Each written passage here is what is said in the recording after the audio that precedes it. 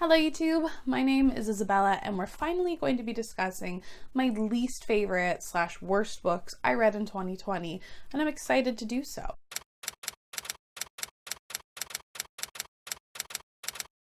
Yes, this video is a lot later than I intended it to be, but we're finally here. And the reason why I'm so excited to film and do this video is because right after this, I get to film my best books of 2020, and that's a video I look forward to doing every single year, and it will be uploaded the day after this video goes up, if you're interested. I cannot believe the controversy that has stirred up again. At this point in time, it will have been like a week or maybe a couple weeks since that whole mess came up.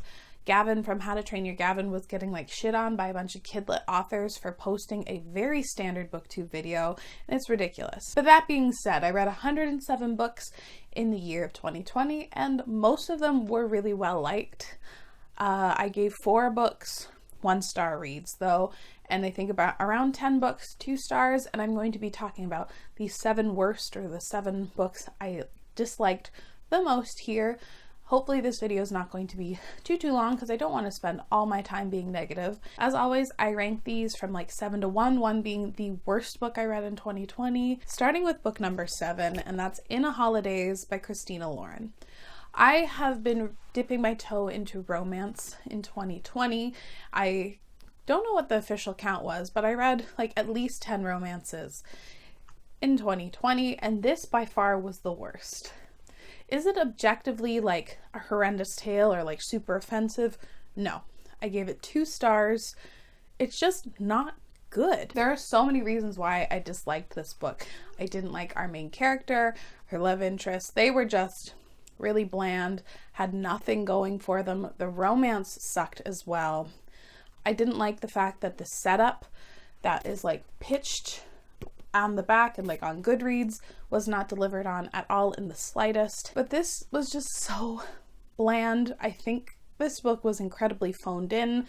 The authors just didn't seem to care at all. And the only thing I think that this book has going for it, if you're looking for it, is like the Christmassy stuff. But even that got really tired. It truly is one of the most bland, forgettable stories I've read in a very long time. And this will be swiftly unhauled when I do my next unhaul, which is very annoying because I literally just bought it. Book number 6 is also a book I read in December. I did not like Supernova by Marissa Meyer. This series should have never been a trilogy. I believe actually, if I'm remembering correctly, this was initially sold as a duology, and I think the first book sold really well.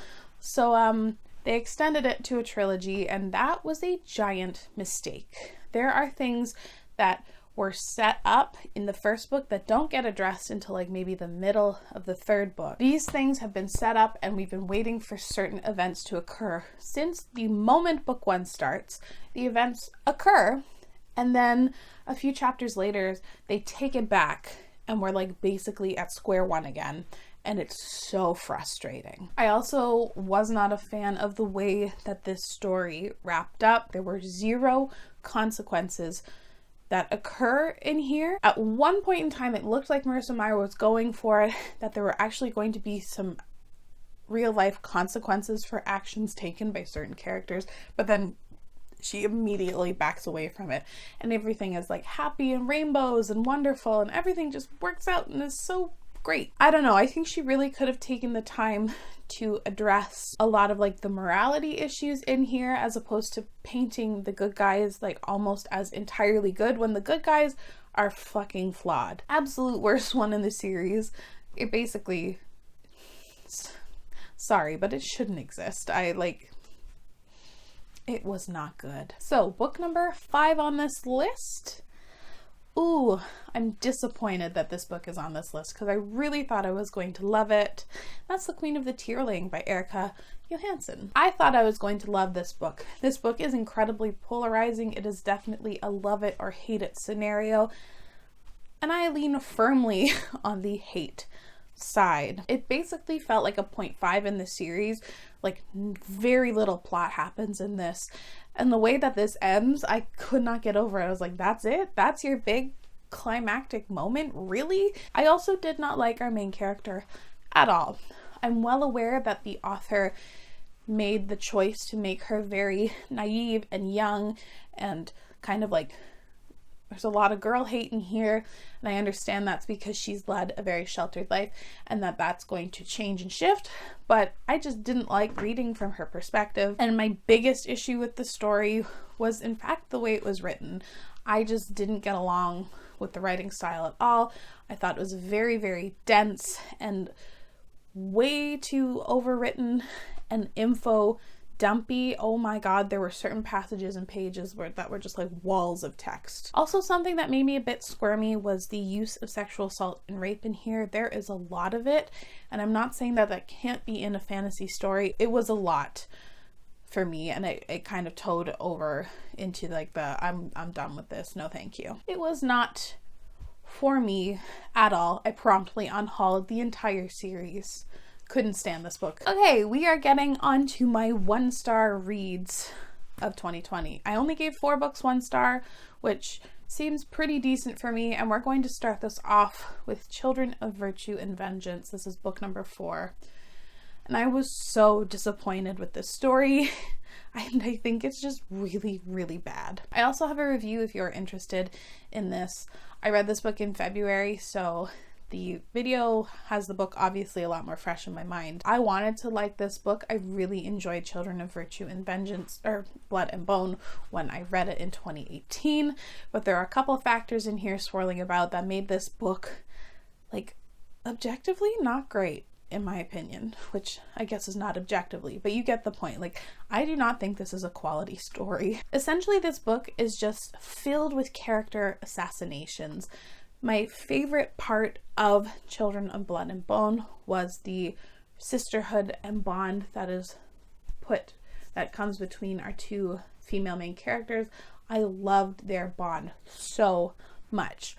This book just is like, hey, you like that? Yeah, we're gonna go dump that in the trash because these 2 young women are going to hate each other, lie to each other, and just it was such a weird shift that didn't feel in line with the way the characters behaved in the first book. You could just see that this book was at a loss of where to go. It is like the most middle book syndrome book I've ever read. Basically, these characters just do a whole lot of nothing and like stupid infighting that gets us like to set up for the final book, and I hated almost every second of it. Wow, was I disappointed with this book. It was not a good read. The next 3 books I don't have any problem ripping into. I'm sorry if these books are ones you enjoy or are your favorites, because wow, do I hate these next 3 books. But book number 3 on this list is Daughter of the Siren Queen by Trisha Levenseller. To be honest, I probably never should have read this book. I wasn't a big fan of the first book. I gave it either 2 or 3 stars. It was kind of a mess, but it was like an entertaining mess. And I already owned the sequel because I had like bought it used. So I was like, you know what? Let's finish out a series. Boy, was this a freaking mistake. Wow, this book sucks. I have never read a character I hate more than this main character right here. I think her name is Alosa, if I'm remembering correctly. And she is just so irritating. She's like Selena on steroids and like the worst aspects of Selena's character. This series is essentially just 2 books telling us how great the main character is. Like, she's the best fighter, she's the best swimmer, she's the best pirate, but never actually shows us that at all. I thought the reveals in here were incredibly stupid. I didn't like the romance in this book at all, which was disappointing because that was like really the only reason I liked the first book. The writing is awful. It's like the most basic thing ever. I swear I probably read this like over 300-page book within the span of 2 hours because there's no substance behind it. If you're looking for something fast to read, maybe that's for you, but there are so many other books that you could read other than that. It sucked. Okay, for a long time I thought this was going to be my least favorite book of the year, worst read of 2020, and it's a bit of a booktube darling, so I apologize in advance, but I hate this book. That's Nevernight by J. Kristoff. I have never been led so astray by BookTube in my entire life. What the fuck is this book? Oh my god. This book was 400 pages of unnecessary garbage word vomit that is so edgelord and edgy to be edgy story I've ever read in my entire life. This book isn't like other books, don't you know? These assassins aren't like other assassins, you know, and this main character isn't like other girls, don't you know? The text goes out of its way to tell you how this is a special story that you've never read before, and it's just 400 pages of J. Kristoff like thanking himself for writing this fantastic book, which, wow, I hate it. I have a review for this as well where I basically shit on the writing the whole time. This writing was like egregiously bad in my opinion. And one of the things I hated the most about this story, I could go on about how I thought just like the plot was bland and boring and uninspired.